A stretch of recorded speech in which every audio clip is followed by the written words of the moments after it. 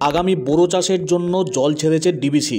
বিভিন্ন ক্যানেলের মাধ্যমে সেই জল পৌঁছে যাচ্ছে এলাকায় এলাকায় চাষের জমিতে। আর সেই ডিবিসির ছাড়া জলই ভেসে গেল প্রায় 40 বিঘা জমি। আলু, সর্ষে এবং শশা জমি চলে গিয়েছে জলের তলায়। মহা ফাঁপড়ে পড়েছেন হুগলির মহানাদ গ্রাম পঞ্চায়েতের মেঘসার এলাকার চাষিরা। গতকাল রাত থেকেই জল ঢুকছে হু হু করে জমিতে। বেলা যত বাড়তে থাকে ততই জলের চাপ বাড়তে থাকে, এমনটাই বলছেন স্থানীয় এলাকার কৃষকরা। প্রচণ্ড ঠান্ডার মধ্যে সকাল থেকেই মাঠে জমে থাকা জল নিকাশি করতে তৎপর হয়ে পড়েছেন কৃষকরা। ঋণ নিয়ে চাষ করেছেন বিস্তীর্ণ এলাকার আলু চাষিরা। সেই ঋণ কিভাবে শোধ করবেন তা জেনেই কার্যত হতাশ হয়ে পড়েছেন সকলে। মেঘনাথ কোটাল মেঘসার থেকে আমার এরকম আলু বিঘে চারেক মতো আলু চাষ, তার মধ্যে 1.5 বিঘে মতো পুরো ডিবিসি ছাড়া জলে ডুবে গেছে এবং ধার দেনা করে জিনিস বন্ধক দিয়ে কোনো রকমে চাষ করেছি। এখন খুব হতাশায় ভুগছি। আমার নাম প্রিয়নাথ কোটাল। আমার 4 বিঘে চাষ, তার মধ্যে 3 বিঘে জলে ডুবে গেছে।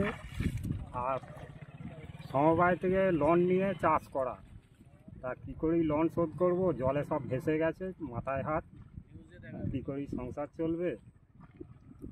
সমবায় থেকে যেমন ঋণ রয়েছে, পাশাপাশি অন্যান্য বিভিন্ন জায়গা থেকে ঋণ নিয়ে চাষ করেছিলেন বিঘের পর বিঘে আলু চাষ। কিন্তু সেই আলু জমি চলে গিয়েছে জলের তলায়। প্রায় 40 বিঘা জমির মধ্যে 30 বিঘা আলু জমি জলমগ্ন। বেলা যত বাড়তে থাকছে ততই জলের চাপ বাড়ছে, হু হু করে জল ঢুকছে। ইতিমধ্যে স্থানীয় পঞ্চায়েতের তরফ থেকে মাঠ পরিদর্শন করা হয়েছে। কিভাবে ক্ষতিপূরণ করা যায় তা নিয়ে যাতে সংশ্লিষ্ট বিভাগ চিন্তা করে তার দাবি করছেন চাষিরা। যেভাবে জল জমে রয়েছে এবং আলু জমি পুরোপুরি জলের তলায় চলে গিয়েছে, এই জল বের করে আর আলু হওয়া কোনোভাবেই সম্ভব নয়। ইতিমধ্যেই বিভিন্ন জমিতে আলু গাছ অনেকটাই বড় হয়ে গিয়েছে। চাষিরা আশায় ছিলেন আলু চাষ করে বেশ কিছুটা আর্থিক লাভবান হবেন, কিন্তু ডিবিসির ছাড়া জলে কার্যত মাথায় হাত পড়েছে হুগলির পোলবা থানার মহানাদ গ্রাম পঞ্চায়েতের অন্তর্গত মেঘসার এলাকার কৃষকদের। শুধুমাত্র আলু জমি নয়, এছাড়াও বিঘের পর বিঘে জমিতে সর্ষে চাষ করেছিলেন কৃষকরা। শশা চাষ রয়েছে বিভিন্ন জমিতে। এই সমস্ত এলাকার জমি চলে গিয়েছে জলের তলায়। কার্যত হতাশ হয়ে পড়েছেন কৃষকরা। বিভিন্ন জায়গা থেকে কৃষকরা আপ্রাণ চেষ্টা করছেন যাতে জল বের করে জমিকে শুকনো করা যায়, কিন্তু সময় যত গড়াচ্ছে জলের চাপ তত বাড়ছে এবং জল থই থই অবস্থা প্রায় 30 থেকে 40 বিঘা জমির। আলু জমিতে জমে থাকা জল বের করে আলু গাছ বাঁচানোর আপ্রাণ চেষ্টা চালাচ্ছেন কৃষকরা, কিন্তু মাথায় হাত পড়েছে কার্যত বিস্তৃত এলাকার কৃষকদের। ঋণ নিয়ে যারা আলু চাষ করেছেন তারা চিন্তা করছেন এই জমিতে ফসল পাওয়া আদৌ আর সম্ভব কিনা। যেভাবে জল জমে গিয়েছে তাতে মাথায় হাত পড়েছে কৃষকদের।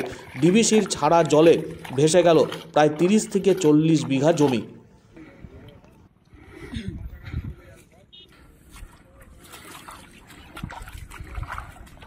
ভাই দিয়ে দিব নাকি?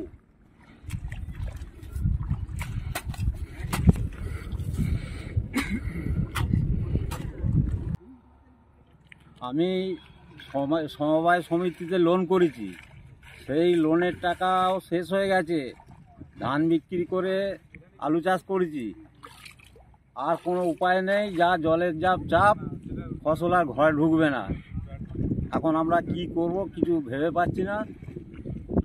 যদি সরকার কিছু সহযোগিতা করে তবেই আমাদের ভালো হবে, না হলে আমাদের আর সংসার চলবে।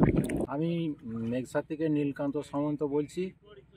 আমার সমবায় থেকে লোন নিয়ে আমার এই বিঘে চারেক জমি চাষ করি, তার মধ্যে আমার মোটামুটি 2 বিঘে মতো নষ্ট হয়েছে জলের তলায়। তা সরকারিভাবে যদি কোনো সাহায্য যদি পাই ভালো হয়। প্রধান আসেনি,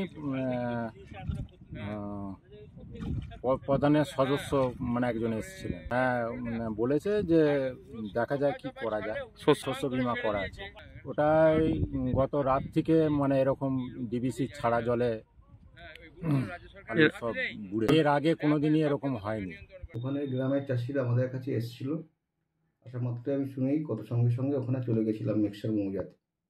তা 30-40 বিঘা নয়, কিছু আলু গাছ তো বড় হয়েছে, তা সেখানে তার ভিতরে জলগুলো দেখা যাচ্ছে না। কয়েকশো বিঘে জমি জলের তলায় আছে। এই বাজারের যে অবস্থা, চাষিরা বীজ কিনছে, সার কিনছে ধারে, আলুটা রেডি করে বেচে তার দেনাটা মেটাবে। হঠাৎ ডিভিসি সেখানে জল ছেড়ে দিল, পুরো জমিতে জলময় হয়ে আছে, একটা আলু আর বাঁচবে না, চাষিদের বিশাল একটা ক্ষতি হয়ে যাবে।